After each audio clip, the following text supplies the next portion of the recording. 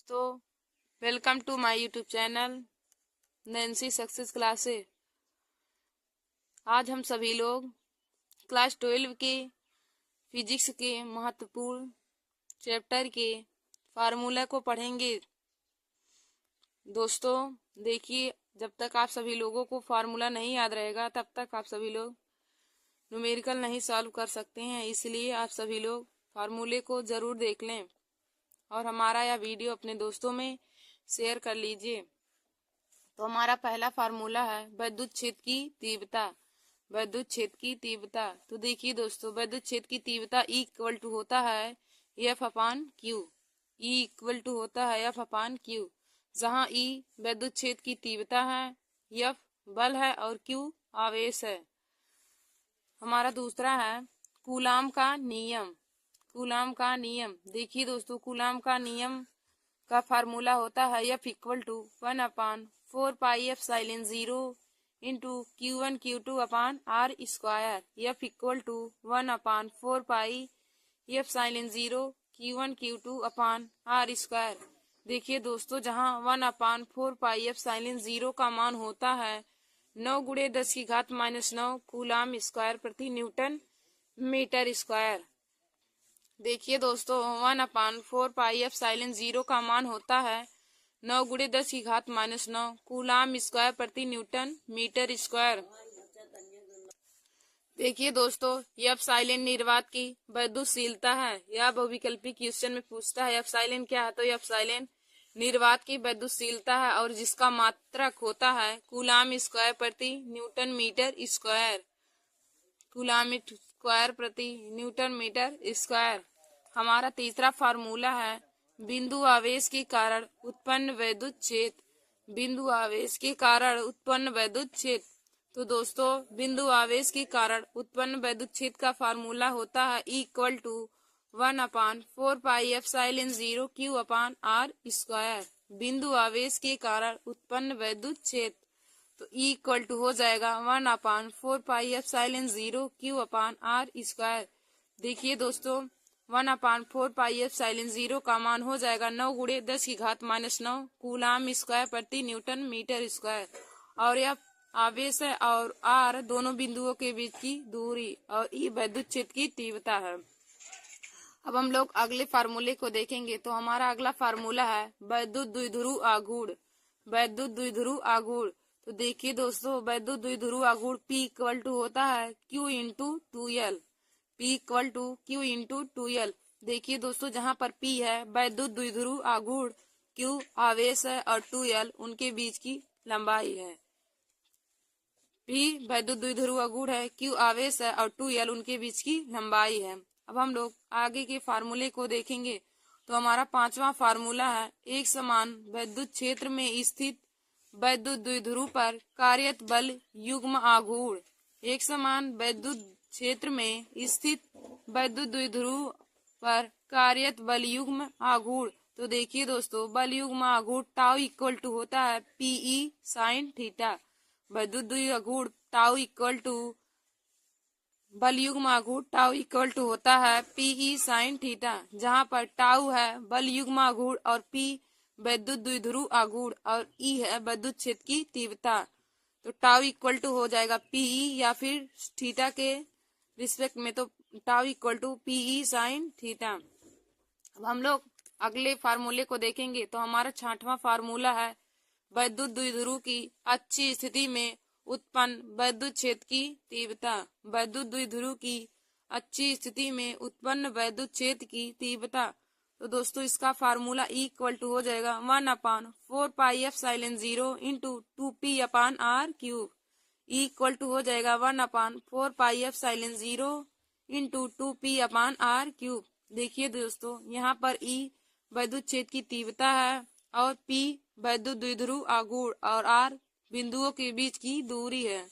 और 1/4 pi epsilon 0 का मान हो जाएगा 9 गुणे 10⁻⁹ कूलाम स्क्वायर प्रति न्यूटन मीटर स्क्वायर। हमारा सातवां फार्मूला है विद्युत द्विध्रुव की निरक्षीय स्थिति में उत्पन्न विद्युत क्षेत्र की तीव्रता।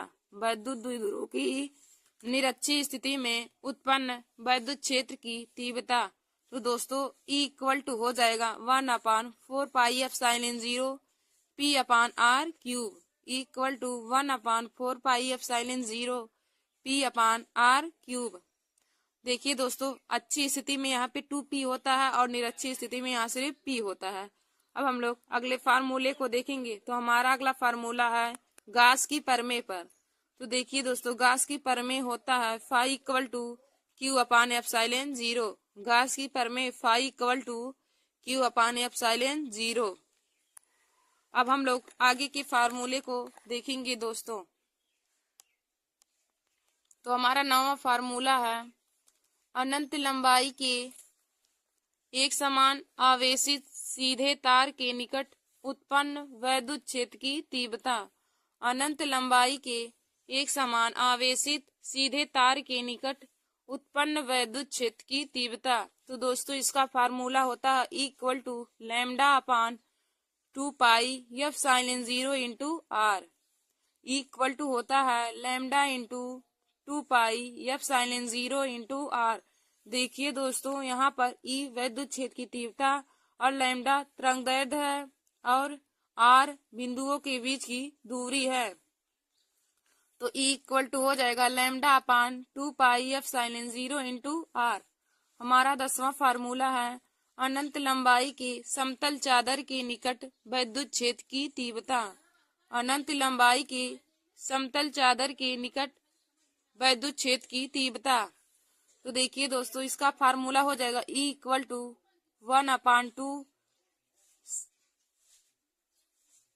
σ/ε0 1/2 σ/ε0।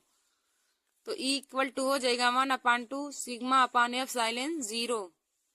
हमारा 11वां फार्मूला है पृष्ठीय आवेश घनत्व। देखिए दोस्तों, यहाँ पे सिग्मा पृष्ठीय आवेश घनत्व है और हमारा 11वां फार्मूला है पृष्ठीय आवेश घनत्व। पृष्ठीय आवेश घनत्व, तो देखिए दोस्तों, पृष्ठीय आवेश घनत्व सिग्मा इक्वल टू हो जाएगा Q/A। पृष्ठीय आवेश घनत्व सिग्मा इक्वल टू हो जाएगा Q/A, जहाँ पे सिग्मा पृष्ठीय आवेश घनत्व, Q आवेश है और A क्षेत्रफल है। A क्षेत्रफल है और Q आवेश और सिग्मा पृष्ठीय आवेश घनत्व। अब हम लोग 12वें फार्मूले को देखेंगे। तो हमारा 12वां फार्मूला है वैद्युत फ्लक्स। 12वां फार्मूला है वैद्युत फ्लक्स। तो वैद्युत फ्लक्स φ इक्वल टू हो जाएगा E इंटू ए। वैद्युत फ्लक्स φ इक्वल टू हो जाएगा E इंटू ए, जहाँ पर φ वैद्युत फ्लक्स है और E वैद्युत क्षेत्र की तीव्रता है और ए क्षेत्रफल है। देखिए दोस्तों, थीटा के रिस्पेक्ट में वैद्युत फ्लक्स φ इक्वल टू होता है EA cos theta. φ equal to हो जाएगा EA cos थीटा। हमारा 13वां है एकल बिंदु आवेश के कारण उत्पन्न वैद्युत विभव। एकल बिंदु आवेश के कारण उत्पन्न विभव। तो देखिए दोस्तों, विभव V इक्वल टू हो जाएगा 1/4πε0 into Q/R। 1/4πε0 Q into are.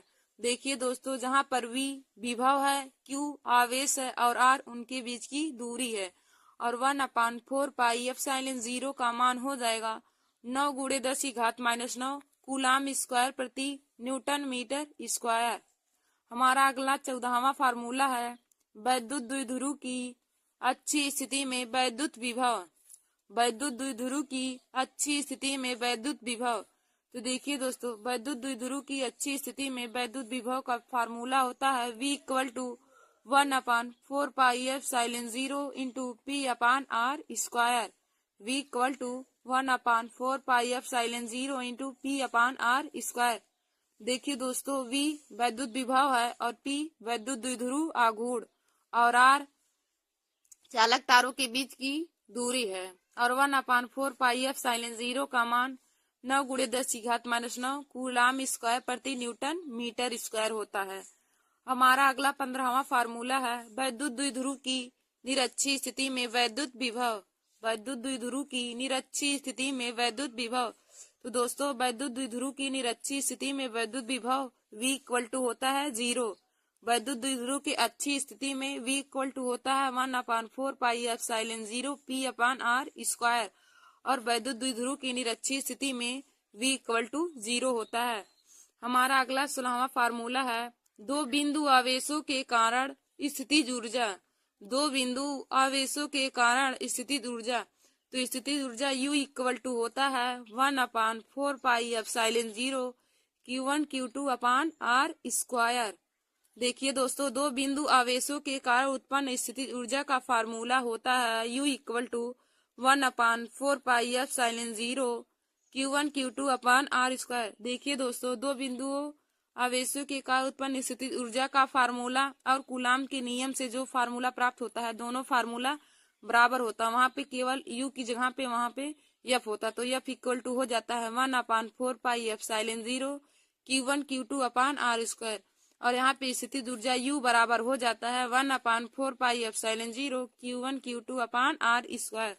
दोस्तों, अब हम लोग आगे के फार्मूले को देखेंगे।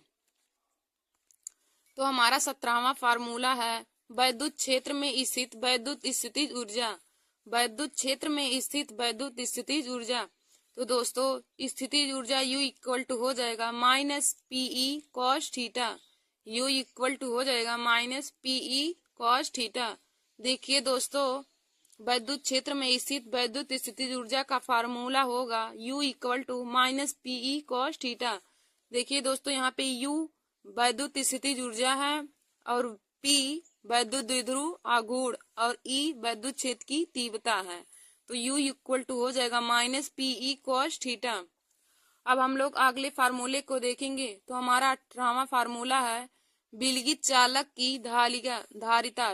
विलगित चालक की धारिता, तो विलगित चालक की धारिता C इक्वल टू हो जाएगा 4πε0 K इंटू R।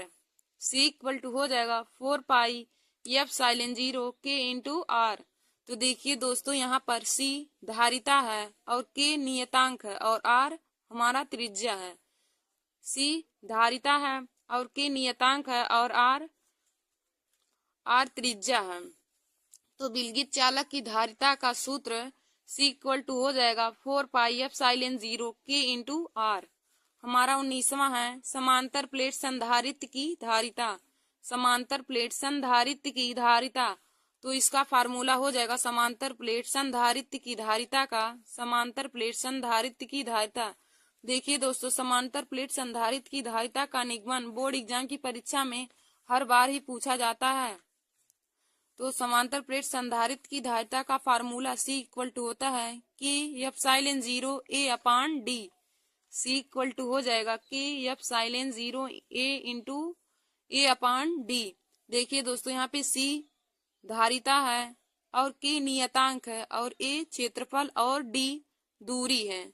D बिंदुओं के बीच की दूरी है। C धारिता है, K नियतांक, A क्षेत्रफल है और D बिंदुओं के बीच की दूरी। तो समांतर प्लेट संधारित्र की धारिता का फार्मूला हो जाएगा C equal to KA upon D। KA upon D।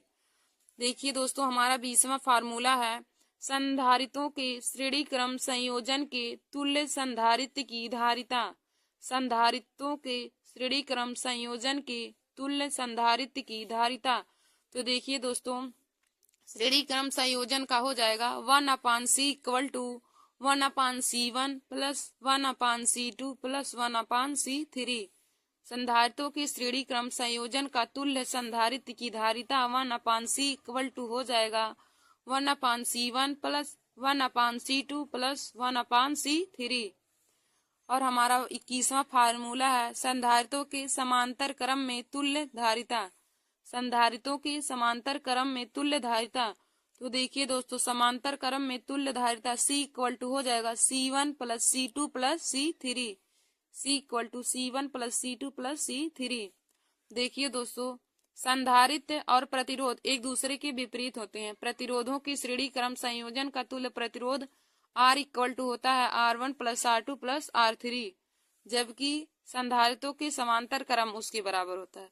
तो ये संधारित्र और श्रेणी क्रम और प्रतिरोधों का क्रम एक दूसरे के विपरीत होता है। जो संधारित्र के श्रेणी क्रम का होता है वह प्रतिरोधों के समांतर क्रम संयोजन का फार्मूला होता है। अब हम लोग अगले फार्मूले को देखेंगे। तो हमारा 22वां फार्मूला है आवेशित संधारित्र की वैद्युत स्थितिज ऊर्जा। आवेशित संधारित्र की वैद्युत स्थितिज ऊर्जा। तो देखिए दोस्तों, आवेशित संधारित्र की वैद्युत स्थितिज ऊर्जा U इक्वल टू हो जाएगा 1/2 CV², 1/2 CV², या फिर 1/2 Q इंटू V, या फिर 1/2 Q²/C। देखिए दोस्तों, आवेशित संधारित्र की वैद्युत स्थितिज ऊर्जा का 3 फार्मूला होता है। एक U इक्वल टू होता है 1/2 CV², और दूसरा 1/2 Q इंटू V, एक होता है 1/2 Q²/C। देखिए दोस्तों, यहाँ पर C धारिता है और V विवेग, V विभवांतर है। C धारिता है और V विभव है, और Q आवेश है और V विभवांतर है। Q आवेश है और C संधारित्र यानी कि धारिता है, और U स्थितिज ऊर्जा है। अब हम लोग 23वें फार्मूले को देखेंगे। तो हमारा 23वां है, दो विलगित आवेशित चालकों को परस्पर एक चालक तार से जोड़ने पर उभयनिष्ठ विभव। दो विलगित आवेशित चालकों को परस्पर एक चालक तार से जोड़ने पर उभयनिष्ठ विभव। तो देखिए दोस्तों, उभयनिष्ठ विभव V इक्वल टू हो जाएगा Q1 plus Q2/C1 plus C2। V equal to हो जाएगा Q1 plus Q2/C1 plus C2। और देखिए दोस्तों, Q इक्वल टू होता है C into V, Q equal to C into V। तो यहाँ पे Q1 इक्वल टू हो जाएगा C1 इंटू V1, और Q2 हो जाएगा equal to C2 into V2/C1 plus C2 है। तो हम लोग उभयनिष्ठ विभव का 2 फार्मूला लिख सकते हैं। V इक्वल टू होता है एक Q1 plus Q2/C1 plus C2, या फिर C1 V1 plus C2 into V2/C1 plus C2। अब हम लोग अगले फार्मूले को देखेंगे। तो ऊर्जा ह्रास, तो ऊर्जा ह्रास का सूत्र U इक्वल टू होगा 1/2 C1 इंटू C2 ब्रैकेट में V1 माइनस V2 का whole square plus C2। U equal to हो जाएगा 1/2 C1 इंटू C2 ब्रैकेट में V1 माइनस V2 का होल स्क्वायर/C1 प्लस C2। दोस्तों देखिए, यहाँ पे C1 और C2 पहली और दूसरी धारिता है, और V1 और V2 पहले व दूसरे विभव हैं, और U वैद्युत स्थितिज ऊर्जा है। दोस्तों अब हम लोग आगे के फार्मूले को देखेंगे। दोस्तों हमारा 24वां फार्मूला है, चालक के लिए Q, C तथा V में संबंध। चालक के लिए Q, C तथा V में संबंध। तो देखिए दोस्तों, Q इक्वल टू हो जाएगा C into V, Q equal to C into V। देखिए दोस्तों, यहाँ पर Q आवेश, C वैद्युत धारिता और V वैद्युत विभव है। Q आवेश है, C वैद्युत धारिता है और V वैद्युत विभव है। अब हम लोग 25वें फार्मूले को देखेंगे। तो हमारा 25वां फार्मूला है, चालक के लिए W, V व Q में संबंध।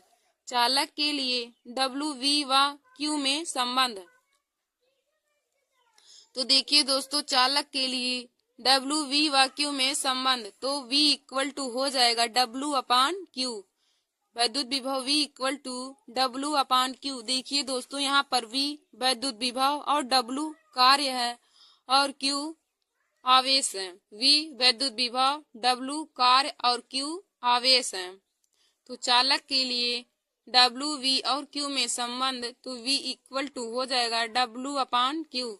अब हम लोग 26वें फार्मूले को देखेंगे। तो हमारा 26वां है, संधारित्र की प्लेटों के बीच ऊर्जा घनत्व। संधारित्र की प्लेटों के बीच ऊर्जा घनत्व। संधारित्र की प्लेटों के बीच ऊर्जा घनत्व। तो ऊर्जा घनत्व म्यू इक्वल टू हो जाएगा 1/2 K/0 into E²। Mu equal to हो जाएगा 1/2 K/0 इंटू E²। देखिए दोस्तों, यहाँ पर म्यू ऊर्जा घनत्व है, K नियतांक है, F0 निर्वात की वैद्युतशीलता है, और E वैद्युत क्षेत्र की तीव्रता है। K नियतांक है, F0 निर्वात की वैद्युतशीलता है, और E वैद्युत क्षेत्र की तीव्रता है। अब हम लोग 27वें फार्मूले को देखेंगे। तो हमारा 27वां फार्मूला है, अनुगमन वेग, धारा तथा घनत्व में संबंध। अनुगमन वेग, धारा तथा घनत्व में संबंध। तो देखिए दोस्तों आई इक्वल टू हो जाएगा NeAVD, I equal to NeAVD। तो देखिए दोस्तों आई यहाँ पे धारा है, N इलेक्ट्रॉनों की संख्या है और E इलेक्ट्रॉन वोल्ट है और ए क्षेत्रफल है और VD अनुगमन वेग है, VD अनुगमन वेग है। तो अनुगमन वेग धारा तथा घनत्व में संबंध होता है N equal to I equal to NeAVD। I धारा है, N इलेक्ट्रॉनों की संख्या है और E इलेक्ट्रॉन वोल्ट है, A क्षेत्रफल है और VD अनुगमन वेग है। और अनुगमन वेग का मात्रक भी मीटर प्रति सेकेंड होता है। दोस्तों हम लोग अगले फार्मूले को देखेंगे। तो अगला फार्मूला है आवेश की गतिशीलता। आवेश की गतिशीलता, तो आवेश की गतिशीलता म्यू इक्वल टू हो जाएगा VD upon E, mu equal to VD upon E। देखिए दोस्तों म्यू आवेश की गतिशीलता है, VD अनुगमन वेग है और E विद्युत क्षेत्र की तीव्रता है। म्यू गतिशीलता है, VD अनुगमन वेग है और E विद्युत क्षेत्र की तीव्रता है। अब हम लोग अगले फार्मूले को देखेंगे। तो हमारा अगला फार्मूला है ओम के नियम से। तो हम लोग देखेंगे ओम के नियम से कौन सा फार्मूला होता है, निकलता है। तो ओम के नियम से फार्मूला निकलता है V equal to I into R, V equal to I into R. हमारा तीसरा फार्मूला है विशिष्ट प्रतिरोध। विशिष्ट प्रतिरोध, तो देखिए दोस्तों विशिष्ट प्रतिरोध रो इक्वल टू हो जाएगा R into A upon L. विशिष्ट प्रतिरोध rho equal to R into A upon L. देखिए दोस्तों यहाँ पे रो विशिष्ट प्रतिरोध, आर प्रतिरोध है, ए क्षेत्रफल है और ए लंबाई और एल लंबाई है। पी विशिष्ट प्रतिरोध है और आर प्रतिरोध है और ए क्षेत्रफल है और एल लंबाई है। हम लोग अगले फार्मूले को देखेंगे। तो अगला फार्मूला है विशिष्ट चालकता का। विशिष्ट चालकता, तो देखिए दोस्तों विशिष्ट चालकता सिग्मा इक्वल टू हो जाएगा 1 अपान रो, सिग्मा इक्वल टू 1 अपान रो। तो विशिष्ट चालकता विशिष्ट प्रतिरोध के व्युत्क्रमानुपाती होता है। तो विशिष्ट चालकता सिग्मा इक्वल टू 1 अपान रो हो जाएगा। यहाँ पे सिग्मा विशिष्ट चालकता और रो विशिष्ट प्रतिरोध है। हमारा अगला फार्मूला है वैद्युत शक्ति। वैद्युत शक्ति, तो देखिए दोस्तों वैद्युत शक्ति P इक्वल टू हो जाएगा W अपान T।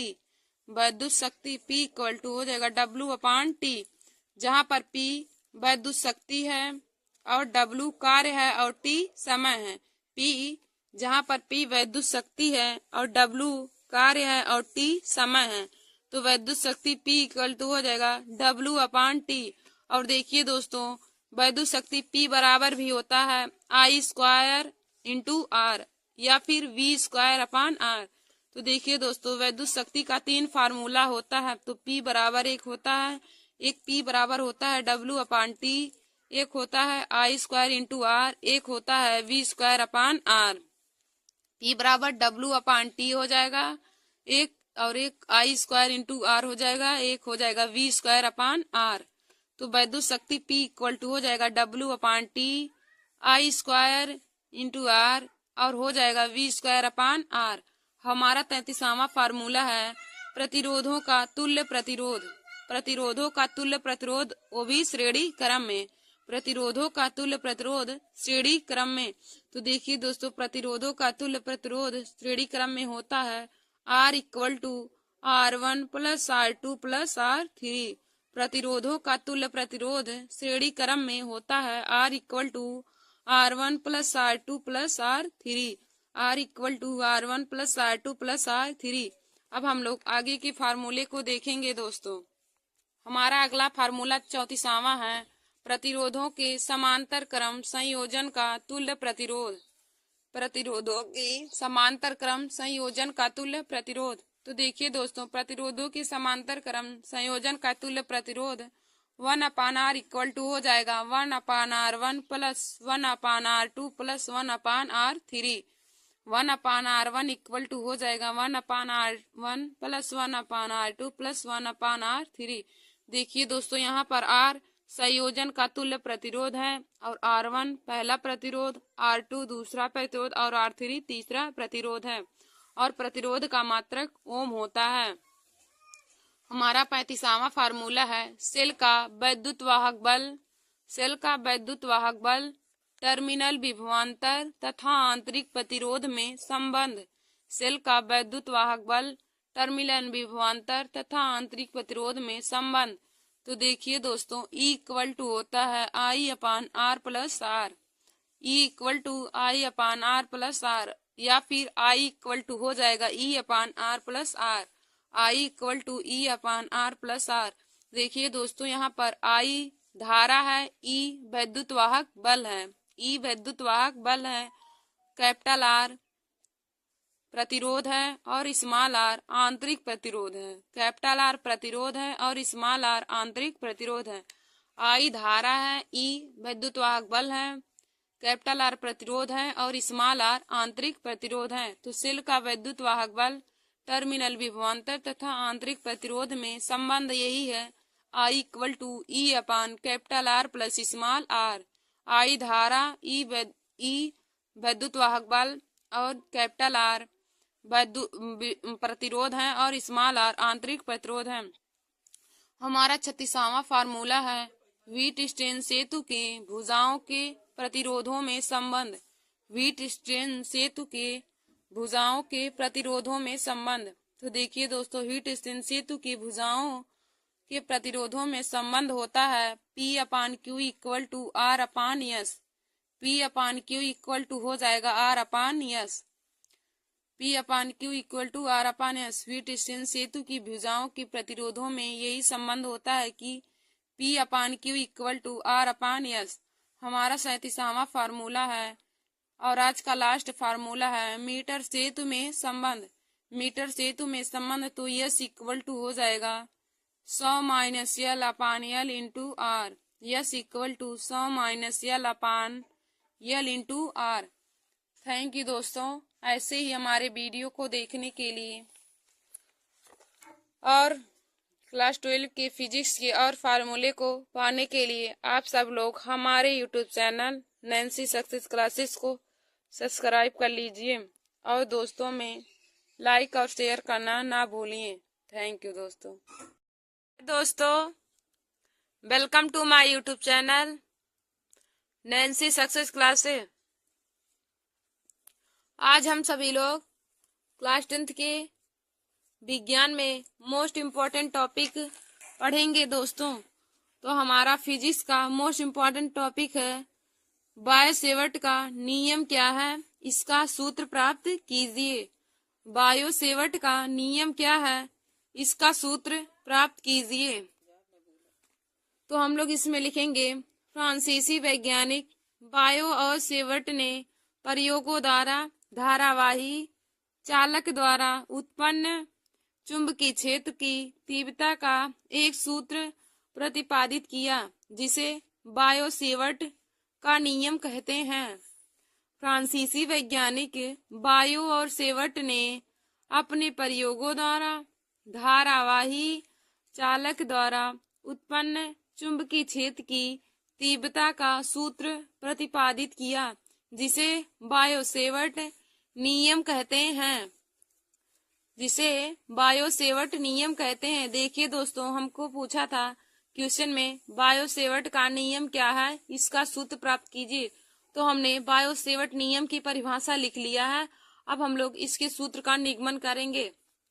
तो दोस्तों, इसमें आगे लिखेंगे माना किसी धारावाही चालक में धारा I प्रवाहित हो रही है। माना किसी धारावाही चालक में धारा I प्रवाहित हो रही है, तब इसके अनुसार धारावाही चालक के किसी छोटे खंड डेल्टा L के द्वारा इसके निकट किसी बिंदु P पर चुंबकीय क्षेत्र की तीव्रता B। माना किसी धारावाही चालक में धारा I प्रवाहित हो रही है, तब इसके अनुसार धारावाही चालक के किसी छोटे खंड डेल्टा L के द्वारा इसके निकट किसी बिंदु P पर चुंबकीय क्षेत्र की तीव्रता B। नंबर 1 चुंबकीय क्षेत्र की तीव्रता B चालक खंड की लंबाई डेल्टा एल के अनुक्रमानुपाती होता है। चुंबकीय क्षेत्र की तीव्रता B नंबर 1 चालक खंड की लंबाई डेल्टा एल के अनुक्रमानुपाती होता है। तो दोस्तों हम लोग लिख लेंगे B अनुक्रमानुपाती डेल्टा एल। इसमें कहा है ना कि चुंबकीय क्षेत्र की तीव्रता चालक खंड की लंबाई डेल्टा एल के अनुक्रमानुपाती होता है, तो B अनुक्रमानुपाती हो जाएगा डेल्टा एल। इसको समीकरण 1 मान लेंगे। फिर दूसरा लिखेंगे चुंबकीय क्षेत्र की तीव्रता B चालक में बहने वाली धारा I के अनुक्रमानुपाती होता है। चुंबकीय क्षेत्र की तीव्रता B चालक में बहने वाली धारा I के अनुक्रमानुपाती होता है, यानी कि B अनुक्रमानुपाती हो जाएगा I। इसको समीकरण 2 मान लेंगे। फिर तीसरा लिखेंगे चुंबकीय क्षेत्र की तीव्रता B चालक खंड से बिंदु P तक की दूरी के वर्ग के व्युत्क्रमानुपाती होता है। चुंबकीय क्षेत्र की तीव्रता B चालक खंड से बिंदु तक की दूरी के वर्ग के व्युत्क्रमानुपाती होता है, यानी कि B व्युत्क्रमानुपाती हो जाएगा 1/r²। B व्युत्क्रमानुपाती 1/r²। इसको समीकरण 3 मान लेंगे। हमारा चौथा है चुंबकीय क्षेत्र की तीव्रता B चालक में धारा की दिशा एवं चालक खंड को बिंदु P से मिलाने वाली रेखा के बीच बनने वाले कोण थीटा की यानी कि साइन के अनुक्रमानुपाती होता है। चुंबकीय क्षेत्र की तीव्रता B चालक में धारा की दिशा एवं चालक खंड को बिंदु P से मिलाने वाली रेखा के बीच बनने वाले कोण थीटा की यानी कि साइन के अनुक्रमानुपाती होता है। तो हम लोग लिख लेंगे B अनुक्रमानुपाती साइन थीटा। इसको समीकरण 4 मान लेंगे। B अनुक्रमानुपाती साइन थीटा। इसको समीकरण 4 मान लेंगे। देखिए दोस्तों, हमने पहला समीकरण, दूसरा समीकरण, तीसरा और चौथा समीकरण बना लिया। तो हमारा पहला समीकरण था B अनुक्रमानुपाती डेल्टा एल। इसको समीकरण 1 मान लिए। फिर दूसरा है B अनुक्रमानुपाती I यानी कि चालक में बहने वाली धारा। फिर हमारा तीसरा है B व्युत्क्रमानुपाती 1/r² के। तो इसको तीसरा समीकरण है। और चौथा है B अनुक्रमानुपाती साइन थीटा। यह समीकरण चौथा है। देखिए दोस्तों, हमने यहाँ पे फिगर भी इसका बनाया है। यह एक धारावाही चालक तार है जिसमें I एम्पीयर की धारा प्रवाहित हो रही है और बिंदु A से बिंदु B तक की दूरी है डेल्टा एल। बिंदु A और बिंदु B तक की दूरी डेल्टा एल है और चालक में I एम्पीयर की धारा बह रही है और बिंदु P तक की दूरी r मीटर है और इनके बीच बना कोण थीटा है। अब हम लोग इस सूत्र का निगमन कर लेंगे। हम लोग आगे देखेंगे समीकरण 1, समीकरण 2, समीकरण 3 व समीकरण 4 से। आगे हमारा है समीकरण 1, समीकरण 2 व समीकरण 3 व समीकरण 4 से। तो दोस्तों समीकरण 1, 2, 3 व 4 से हो जाएगा B अनुक्रमानुपाती I delta L sine theta upon r²। B अनुक्रमानुपाती हो जाएगा I dl sine theta upon r²। देखिए दोस्तों, जब अनुक्रमानुपाती का साइन हटेगा, इस अनुक्रमानुपाती का प्रतीक हटेगा, तो उसकी जगह पर μ0/4π हो जाएगा। तो हो जाएगा B = μ0/4π into I dl sine theta upon r²। B बराबर हो जाएगा μ0/4π I dl sine theta upon r²। देखिए दोस्तों, हमें बायो-सेवर्ट के नियम से अनंत लंबाई के कारण उत्पन्न चुंबकीय क्षेत्र की तीव्रता का सूत्र प्राप्त हो गया है। B = μ0/4π into I delta L sine theta upon r², जहां पर μ0 चुंबकीय क्षेत्र की तीव्रता और चुंबकीय क्षेत्र की तीव्रता में चुंबकीय क्षेत्र की वैद्युतशीलता है और A चालक में प्रवाहित धारा और dl उसके बीच की लंबाई है और साइन थीटा बना कोण है और r चालक तक की लंबाई, चालक के बीच की दूरी है। देखिए दोस्तों, यहाँ पे हम लोग μ0/4π का मान लिख लेंगे। तो μ0/4π का मान होता है 10⁻⁷ न्यूटन प्रति एम्पियर स्क्वायर। μ0/4π का मान होता है 10⁻⁷ न्यूटन प्रति एम्पियर स्क्वायर। देखिए दोस्तों, हमने कितनी आसानी तरीके से चुंबकीय क्षेत्र की तीव्रता का सूत्र निकाल लिया। बायो-सेवर्ट के नियम से अनंत लंबाई के कारण उत्पन्न चुंबकीय क्षेत्र की तीव्रता का सूत्र निकाल लिया। तो उसका सूत्र था B=μ0/4π I dl sin θ/r²। दोस्तों, अब हम लोग आगे की क्वेश्चन को देखेंगे। तो हमारा दूसरा क्वेश्चन है, चुंबकीय बल रेखाओं से क्या तात्पर्य है, इनके प्रमुख गुण लिखिए। चुंबकीय बल रेखाओं से क्या तात्पर्य है, इनके प्रमुख गुण लिखिए। देखिए दोस्तों, चुंबकीय बल रेखाओं के से क्या तात्पर्य, यानी कि हमको क्वेश्चन में चुंबकीय बल रेखाओं की परिभाषा लिखना है और इनके गुण भी लिखना है। तो हम लोग यहाँ पे हेडिंग डाल लेंगे चुंबकीय बल रेखाएं। तो उसमें लिखेंगे चुंबकीय क्षेत्र में वे काल्पनिक रेखाएं। चुंबकीय क्षेत्र में वे काल्पनिक रेखाएं जो उस स्थान में चुंबकीय क्षेत्र की दिशा को प्रदर्शित करती है, चुंबकीय बल रेखाएं कहलाती हैं। चुंबकीय क्षेत्र में वे काल्पनिक रेखाएं, चुंबकीय क्षेत्र में वे काल्पनिक रेखाएं जो उस स्थान में चुंबकीय क्षेत्र की दिशा को प्रदर्शित करती है, चुंबकीय बल रेखाएं कहलाती हैं। देखिए दोस्तों, हमने चुंबकीय बल रेखाओं की परिभाषा को जान लिया। अब हम लोग इसके गुण को देखेंगे। तो हम हेडिंग डालेंगे गुण, चुंबकीय बल रेखाओं के गुण। तो इसमें लिखेंगे नंबर 1, चुंबकीय बल रेखाएं सदैव चुंबक के उत्तरी ध्रुव से निकलती हैं। चुंबकीय बल रेखाएं सदैव चुंबक के उत्तरी ध्रुव से निकलती हैं तथा वक्र बनाती हुई दक्षिणी ध्रुव में प्रवेश करती हैं। चुंबकीय बल रेखाएं सदैव चुंबक के उत्तरी ध्रुव से निकलती हैं तथा वक्र बनाती हुई दक्षिणी ध्रुव में प्रवेश करती हैं। देखिए दोस्तों, चुंबकीय बल रेखाएं सदैव उत्तर ध्रुव से निकल करके दक्षिणी ध्रुव में प्रवेश करती हैं। और हमारा दूसरा है, चुंबकीय बल रेखाएं, दो बल रेखाएं एक दूसरे को कभी नहीं काटती हैं। यानी कि चुंबकीय बल रेखाएं कभी भी एक दूसरे को प्रतिच्छेदित नहीं करती हैं, यानी कि एक दूसरे को कभी भी नहीं काटती हैं।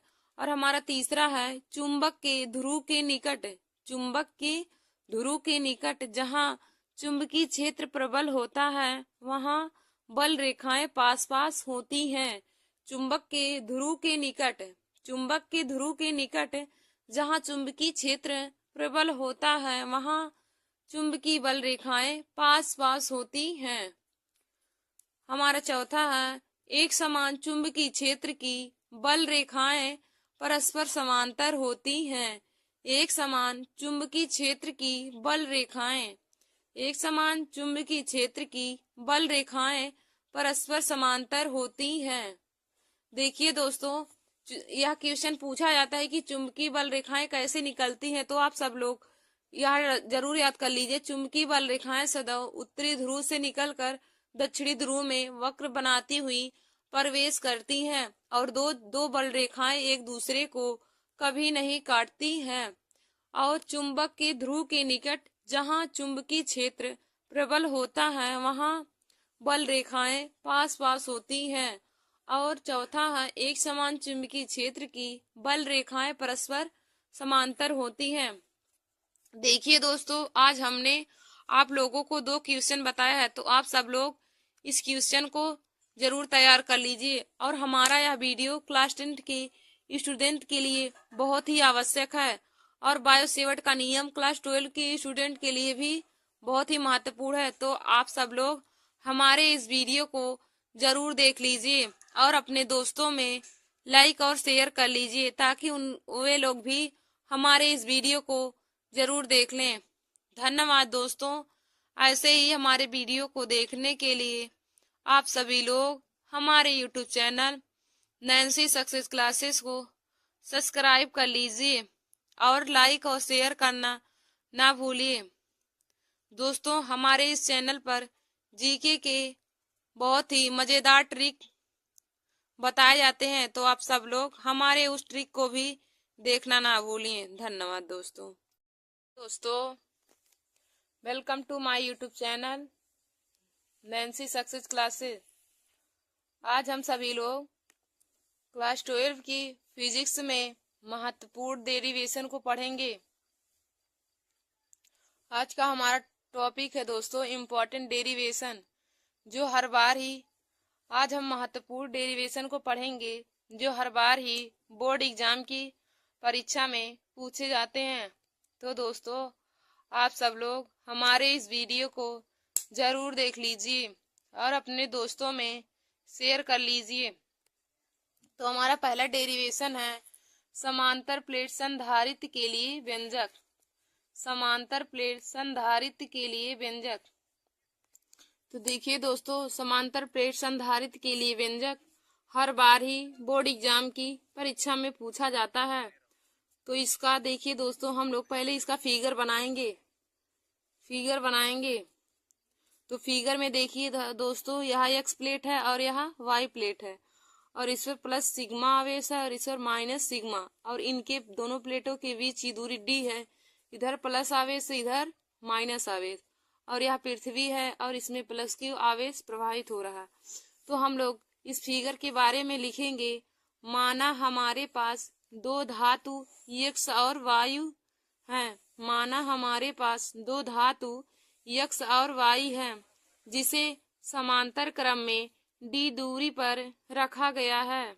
जिसे समांतर क्रम में डी दूरी पर रखा गया है। जब यक्ष प्लेट को प्लस क्यू आवेश दिया जाता है तो आवेशन के कारण वाई प्लेट पर माइनस क्यू आवेश उत्पन्न हो जाता है। जब यक्ष प्लेट को प्लस क्यू आवेश दिया जाता है तो आवेशन के कारण वाई प्लेट पर माइनस क्यू आवेश उत्पन्न हो जाता है। इन्हें के प्रावैद्युतांक वाले माध्यम में रखा गया है। इन्हें के प्रावैद्युतांक वाले माध्यम में रखा गया है, जिनके बीच का क्षेत्रफल ए और वैद्युत क्षेत्र की तीव्रता ई है। जिनके बीच का क्षेत्रफल ए और वैद्युत क्षेत्र की तीव्रता ई है। उनके पृष्ठीय आवेशों का घनत्व प्लस सिग्मा व माइनस सिग्मा है।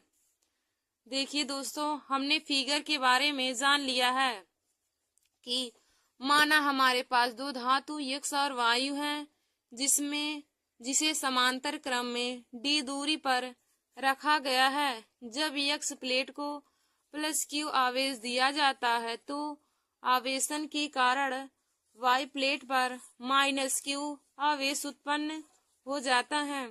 इन्हें के प्रावैद्युतांक वाले माध्यम में रखा गया है, जिनके बीच का क्षेत्रफल ए है और वैद्युत क्षेत्र की तीव्रता ई है। उनके पृष्ठीय क्षेत्रफल का घनत्व प्लस सिग्मा व माइनस सिग्मा है। तो दोस्तों हमने फिगर के बारे में जान लिया। अब हम लोग इसका डेरिवेशन करेंगे। तो यहाँ पे लिखेंगे, तो इनके बीच उत्पन्न वैद्युत क्षेत्र की तीव्रता। तो इनके बीच उत्पन्न वैद्युत क्षेत्र की तीव्रता। तो वैद्युत क्षेत्र की तीव्रता E इक्वल टू हो जाएगा sigma upon K epsilon. Sigma E equal to हो जाएगा sigma upon K epsilon.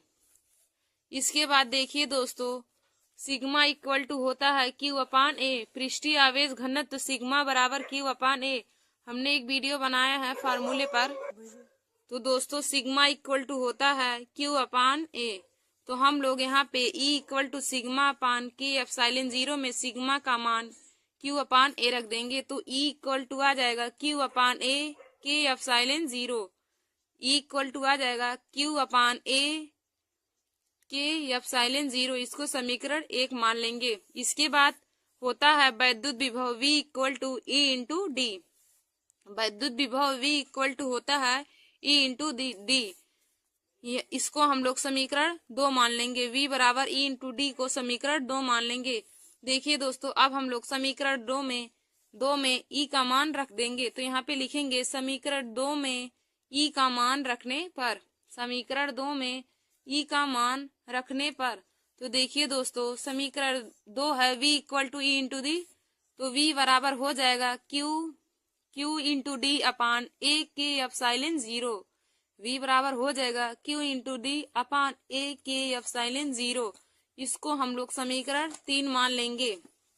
V equal to Q D upon K A epsilon 0 को हम लोग समीकरण 3 मान लेंगे। अब हम लोग आगे देखेंगे वैद्युत धारिता C इक्वल टू होता है Q अपान V। वैद्युत धारिता C बराबर Q अपान V, तो इसको समीकरण 4 मान लेंगे और हम लोग समीकरण 4 में V का मान रख देंगे। समीकरण 4 में V का मान रखेंगे तो लिखेंगे यहाँ पे समीकरण 4 में V का मान रखने पर, समीकरण 4 में V का मान रखने पर देखिए दोस्तों C इक्वल टू हो जाएगा Q upon Q D upon A K epsilon 0 into D. तो देखिए दोस्तों Q से Q कट जाएगा और A वाला ऊपर चला जाएगा तो C इक्वल टू निकल के आ जाएगा K A epsilon 0 upon D. C equal to आ जाएगा K A epsilon 0 upon D. तो C इक्वल टू हो जाएगा K A epsilon 0 upon D. देखिए दोस्तों हमें समांतर प्लेट संधारित्र की धारिता के लिए व्यंजक निकल के आ गया C इक्वल टू के ए एप्सिलॉन 0 अपान डी।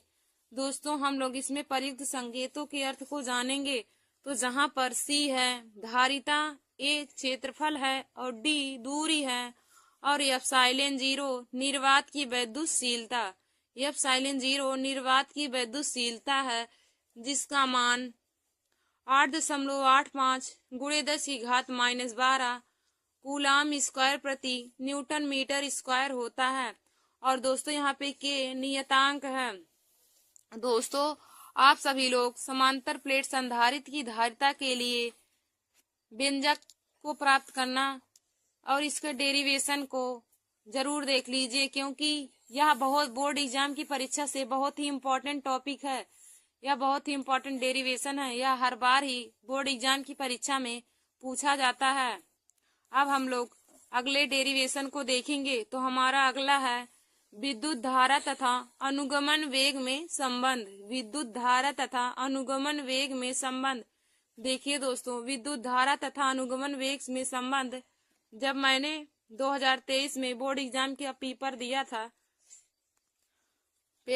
था तो इसमें यह डेरिवेशन पूछा था और मैंने बहुत ही आसान तरीके से इसको सॉल्व किया था। विद्युत धारा तथा अनुगमन वेग में संबंध। तो हम लोग इसमें लिखेंगे यदि मुक्त इलेक्ट्रॉनों द्वारा t सेकेंड में ले जाया गया मुक्त आवेश Q हो, तो यदि मुक्त इलेक्ट्रॉनों द्वारा t सेकेंड में ले जाया गया मुक्त आवेश Q हो तो धारा I इक्वल टू हो जाएगा Q अपान T। धारा I equal to Q upon T। इसको हम लोग समीकरण 1 मान लेंगे। I equal to Q upon T को समीकरण 1 मान लेंगे। इसके बाद आगे लिखेंगे माना कि चालक में अनुप्रस्थ काट का क्षेत्रफल A, माना कि चालक में अनुप्रस्थ काट क्षेत्रफल A एवं एकांक आयतन में मुक्त इलेक्ट्रॉनों की संख्या n है। एकांक आयतन में मुक्त इलेक्ट्रॉनों की संख्या n है। तो 1 सेकेंड में इलेक्ट्रॉनों द्वारा किया गया मुक्त आयतन, तो 1 सेकेंड में इलेक्ट्रॉनों द्वारा किया गया मुक्त आयतन बराबर हो जाएगा A into V D. A क्षेत्रफल है और वी डी अनुगमन वेग है।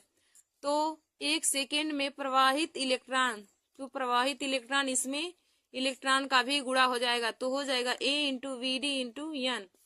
और t सेकेंड में प्रवाहित इलेक्ट्रॉन, अब t सेकेंड कह दिया तो यहाँ पे t का भी इसमें गुणा हो जाएगा तो हो जाएगा A into V D into n into T. A into V D into n into T हो जाएगा। अब हम लोग आगे देखेंगे, चूंकि 1 सेकेंड में प्रवाहित आवेश Q इक्वल टू हो जाएगा A into V D into T into N ई।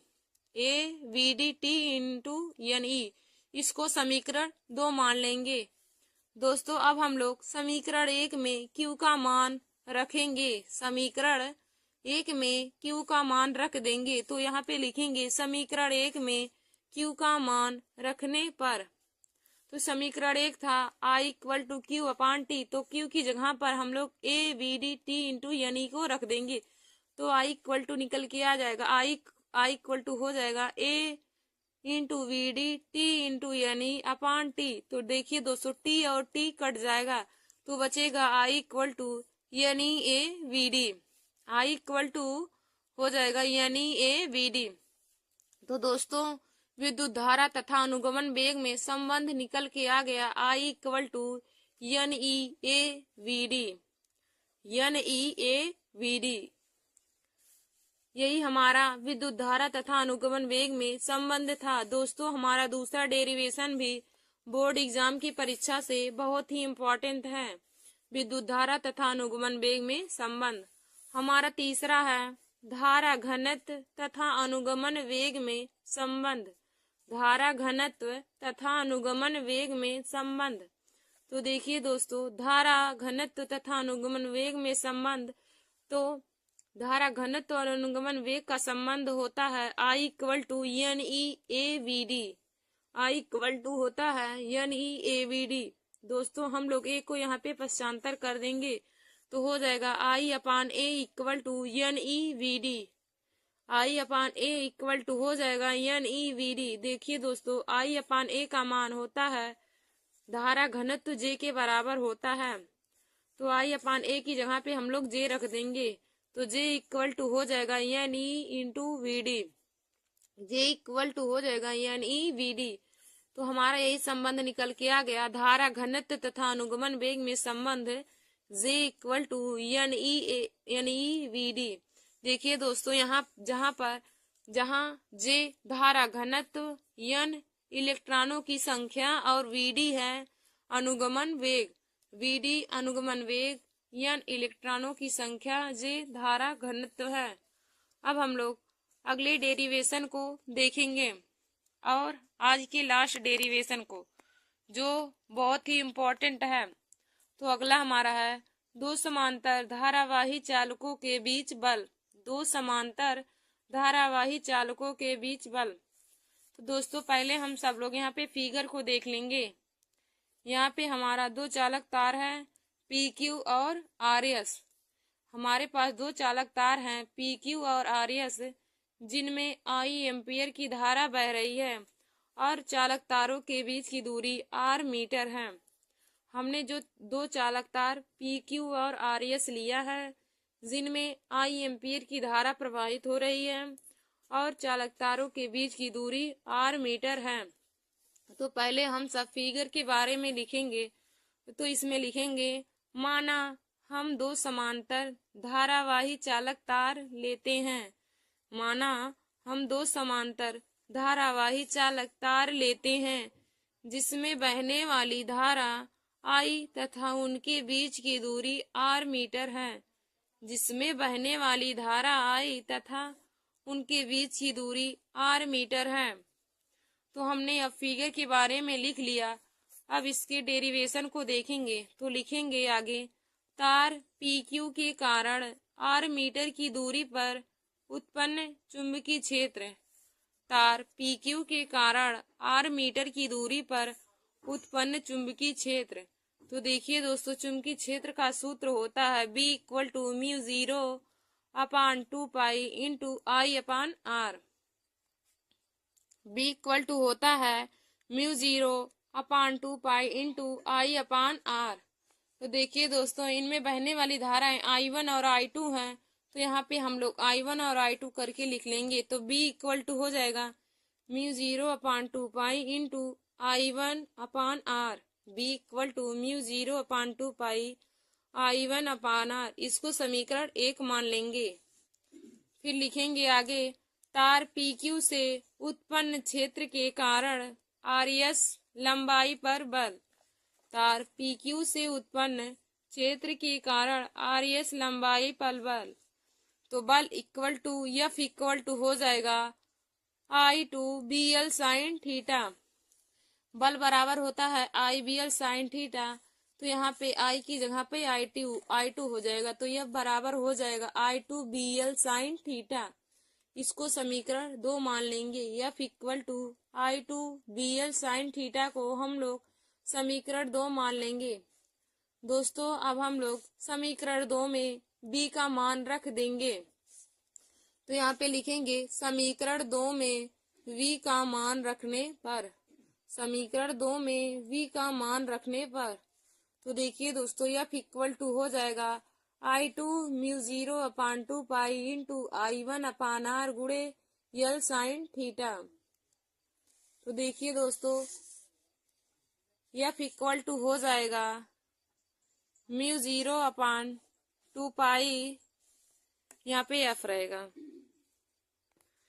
तो F इक्वल टू हो जाएगा mu 0 upon 2 pi into I1 I2 L upon R। F equal to हो जाएगा mu 0 upon 2 pi I1 I2 L upon R। देखिए दोस्तों हमको दो समांतर धारावाही चालकों के बीच उत्पन्न बल का सूत्र प्राप्त हो गया। F equal to mu 0 upon 2 pi I1 I2 L upon R। अब हम लोग इसमें प्रयुक्त संकेतों के अर्थ को जानेंगे। देखिए दोस्तों म्यू 0 अपान 2 पाई का मान होता है 2 गुणे 10 की घात -7 न्यूटन प्रति एम्पियर स्क्वायर, और यल लंबाई है I1 और I2 इसमें प्रवाहित धारा। धन्यवाद दोस्तों, ऐसे ही हमारे वीडियो को देखने के लिए आप सभी लोग हमारे YouTube channel Nancy success classes को सब्सक्राइब कर लीजिए। धन्यवाद दोस्तों।